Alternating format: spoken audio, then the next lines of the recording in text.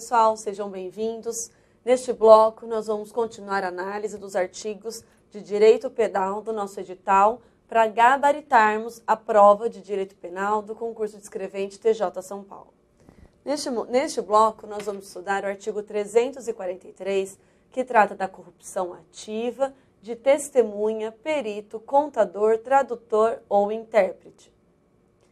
Neste bloco, nós vamos estudar o artigo 343, que trata da corrupção ativa de testemunha, perito, contador, tradutor ou intérprete. Dispõe o artigo 343. Dar, oferecer ou prometer dinheiro ou qualquer outra vantagem a testemunha, perito, contador, tradutor ou intérprete para fazer afirmação falsa, negar ou calar a verdade em depoimento, perícia, cálculos, tradução ou interpretação. A pena é de reclusão de 3 a 4 anos e multa. Parágrafo único. As penas aumentam-se de 1/6 a 1/3 se o crime é cometido com o fim de obter prova destinada a produzir efeito em processo penal ou em processo civil em que for parte entidade de administração pública direta ou indireta. O bem jurídico tutelado é a administração da justiça. E o nosso sujeito ativo aqui é qualquer pessoa.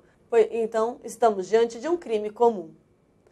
Mas e o advogado que instrui testemunha a apresentar declaração falsa em juízo?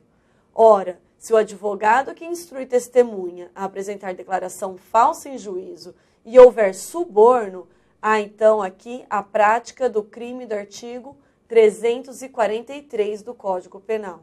E, se não houver o suborno, a prática é a do crime do artigo 342 do Código Penal. O sujeito passivo é o Estado e, como vítima secundária, a pessoa eventualmente prejudicada pela falsidade. O tipo objetivo aqui é dar, oferecer ou prometer. O quê? Dinheiro ou qualquer outra vantagem. A quem? A testemunha, perito, contador, tradutor ou intérprete. Para o quê? Para fazer afirmação falsa, negar ou calar a verdade. Em depoimento, perícia, cálculos, tradução ou interpretação.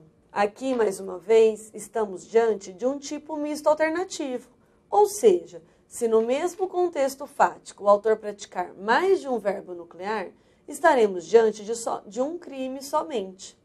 Aqui, o objeto material é dinheiro ou qualquer outra vantagem, que pode ser material ou moral.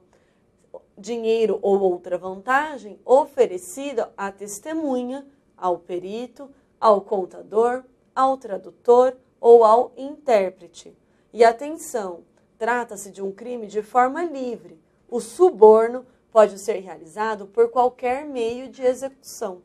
Então, pessoal, a palavrinha aqui do nosso artigo, dessa conduta, é o suborno, a obtenção, o oferecimento do dinheiro ou qualquer outra vantagem à testemunha, ao perito, ao contador, ao tradutor ou ao intérprete.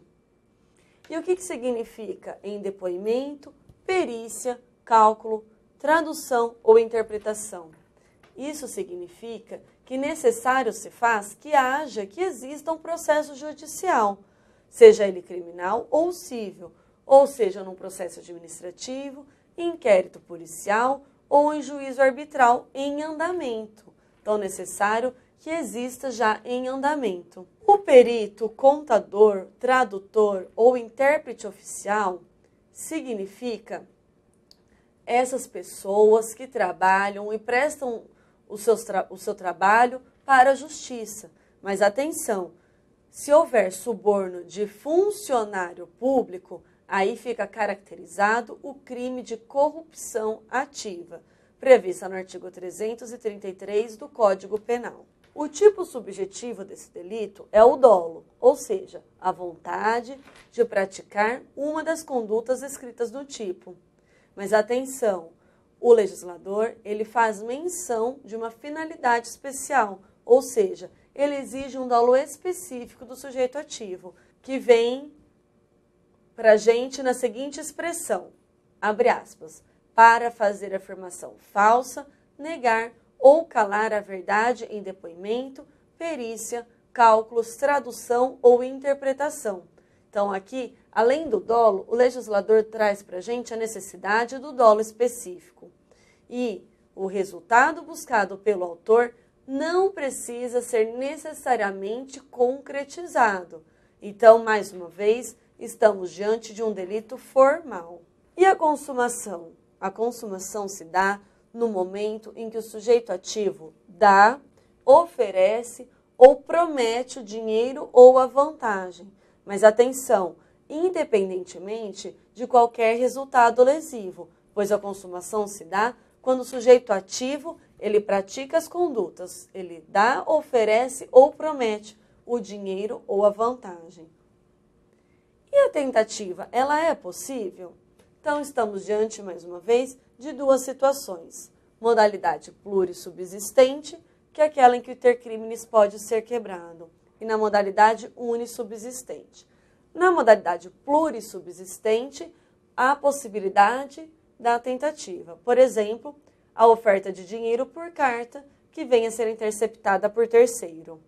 Mas, na modalidade unissubsistente, ela é inadmissível, como, por exemplo, na promessa verbal da vantagem. O parágrafo único do artigo 343, ele traz a forma majorada para este delito, ou seja, as penas aumentam-se de 1/6 a 1/3 se o crime é cometido com o fim de obter prova destinada a produzir efeito em processo penal ou em processo civil, em que for parte entidade da administração pública direta ou indireta.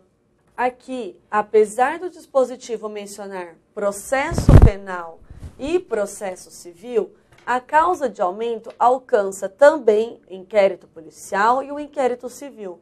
Então, pessoal, vamos colocar aqui do lado do nosso parágrafo único, que também ele é aplicado nos casos de inquérito policial e inquérito civil. Aqui, então, a gente faz uma interpretação um pouco extensiva.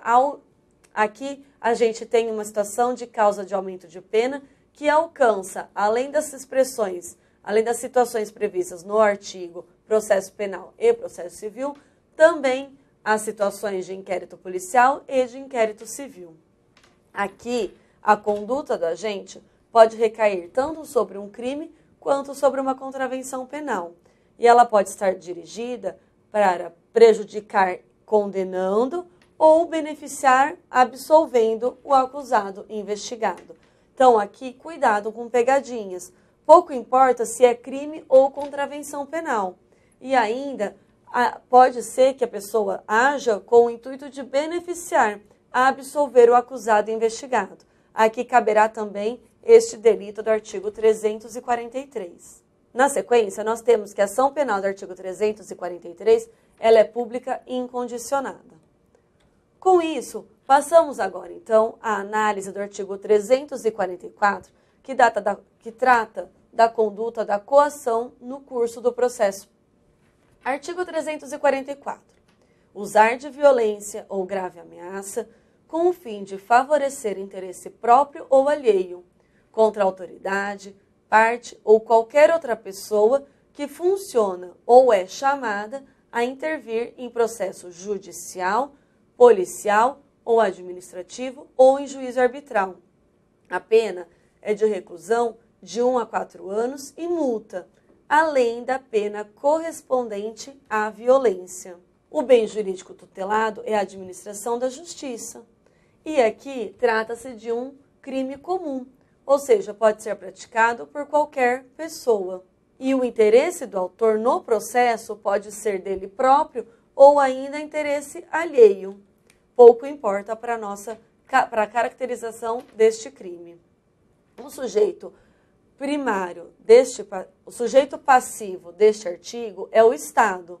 E nós temos também a vítima secundária, que é aquela pessoa que sofre a coação, que pode ser a testemunha, o perito, o oficial de justiça, o membro do Ministério Público, o juiz. O tipo objetivo aqui é usar de violência ou grave ameaça, com o fim de favorecer interesse próprio ou alheio, contra a autoridade, parte ou qualquer outra pessoa que funciona ou é chamada a intervir em processo judicial, policial ou administrativo, ou em juízo arbitral. Por exemplo, o STJ, no julgamento do habeas corpus 152526 de Minas Gerais, julgado em 6 de dezembro de 2011, ele afirma que depois de ser preso em flagrante e visando influenciar o resultado da investigação, o agente ameaça a vítima e as testemunhas. Aqui, então, cabe a aplicação do nosso artigo 344. Nós temos um crime de forma vinculada, ou seja, ele somente pode ser praticado mediante violência ou grave ameaça. E ele será praticado contra a autoridade, parte ou qualquer pessoa que funciona ou é chamada a intervir em processo judicial, policial ou administrativo ou em juízo arbitral. É imprescindível que a violência ou grave ameaça seja direcionada à autoridade ou a qualquer outra pessoa que funciona ou é chamada a intervir em processo judicial, policial ou administrativo ou em juízo arbitral. E a presença do coagido, ela é necessária? Não, não é necessária a presença do coagido para a caracterização do delito previsto no artigo 344 do Código Penal. Por exemplo, a ameaça, ela pode ser transmitida por um recado por terceiro. E se a autoridade, parte, pessoa, não funcionar mais no processo? Aqui, somente responderá o agente por eventual crime residual, como, por exemplo, lesão corporal, homicídio, e não mais a conduta do artigo 344 da Lei Penal. E se ainda não iniciou o inquérito policial ou o processo? Nessas situações, não haverá o crime do artigo 344 do Código Penal. Por quê? Porque o tipo exige o procedimento em curso, mas subsiste, então, o crime residual, de lesão corporal, ameaça e etc. O tipo subjetivo aqui é o dolo, ou seja, a vontade de usar de violência ou grave ameaça contra uma das pessoas indicadas no tipo. E atenção, o legislador faz menção a uma finalidade específica, ao dolo específico, que vem para a gente na seguinte expressão: com o fim de favorecer interesse próprio ou alheio. O interesse deve estar relacionado com o objeto do processo ou inquérito, podendo ter natureza material ou moral. E pouco importa se próprio ou alheio, mas deve ter uma relação com o objeto do processo ou do inquérito. Aqui estamos diante de um delito de intenção, ou seja, de tendência interna transcendente, já que o agente busca um resultado compreendido no tipo, que não precisa ser alcançado para sua consumação. E a consumação? Ela vai se dar no momento em que o sujeito ativo emprega a violência física ou moral, mas independentemente de alcançar o fim buscado. E caso ele aconteça, configurará então a fase de exaurimento do crime, que deverá ser levado em conta pelo juiz na fase do artigo 59 do Código Penal. E a tentativa aqui, ela é possível, pois estamos diante de um crime plurissubsistente. Haverá o concurso de crimes, porque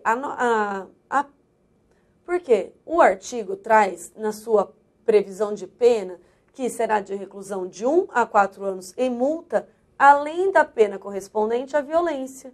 Então, haverá concurso material, nos modos do artigo 69 do Código Penal, entre a coação no curso do processo e a violência física empregada pelo agente. Mas atenção, o crime de ameaça e a contravenção de vias de fato ficarão absorvidos. Mas atenção, o crime de ameaça e de contravenção de vias de fato ficarão absorvidos. Cuidado com isso, pessoal. A ação penal é pública e incondicionada e, como a pena mínima não ultrapassa 1 ano, é cabível a suspensão condicional do processo nos moldes do artigo 89 da Lei 9.099 de 95. Espero vocês no próximo bloco para a gente continuar os estudos. Obrigada pela atenção e até logo.